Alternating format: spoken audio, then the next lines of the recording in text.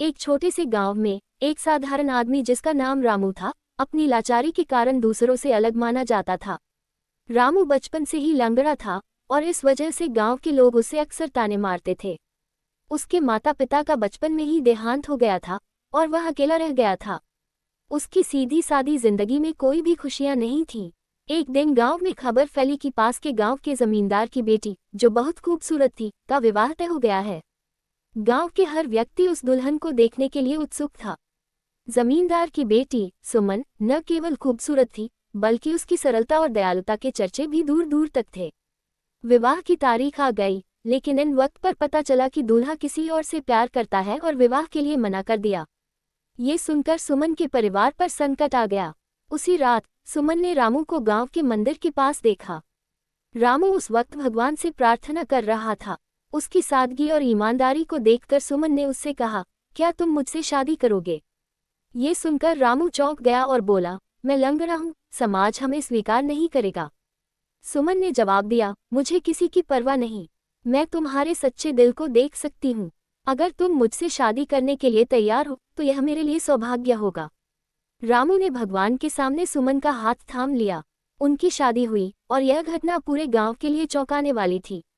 विवाह के बाद सुमन और रामू ने मिलकर अपना जीवन शुरू किया। उनकी मेहनत, प्यार और एकता ने उनकी गरीबी को दूर कर दिया। जल्द ही लोग रामू को एक प्रेरणा मानने लगे। एक गांव में एक आदमी रहता था जिसका नाम मोहन था। बचपन में एक दुर्घटना के कारण उसका एक पैर खराब हो गया था और वह ठीक से चल नहीं पाता था। लोग उसे ताने मारते थे और उसका मजाक उड़ाते थे। मोहन अकेला रहता था, लेकिन उसका दिल बहुत बड़ा था। वह जरूरतमंदों की मदद करता और ईमानदारी से जीवन बिताता था। दूसरी ओर उसी गांव में एक जमींदार की बेटी राधा बेहद खूबसूरत और पढ़ी लिखी थी। उसकी सुंदरता की चर्चा दूर दूर तक थी, लेकिन राधा के लिए उसके माता पिता एक अमीर घराने में रिश्ता तय करने में जुटे हुए थे। एक दिन गांव में अचानक भारी बारिश हुई और नदी में बाढ़ आ गई। राधा एक दिन खेतों में गई हुई थी जब वह बाढ़ में फंस गई।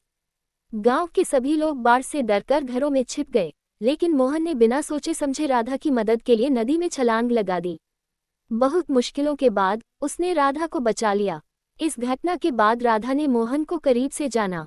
वह उसकी अच्छाई, ईमानदारी और साहस से बहुत प्रभावित हुई। राधा ने अपने माता पिता से कहा कि वह मोहन से शादी करना चाहती है। ये सुनकर सभी हैरान रह गए।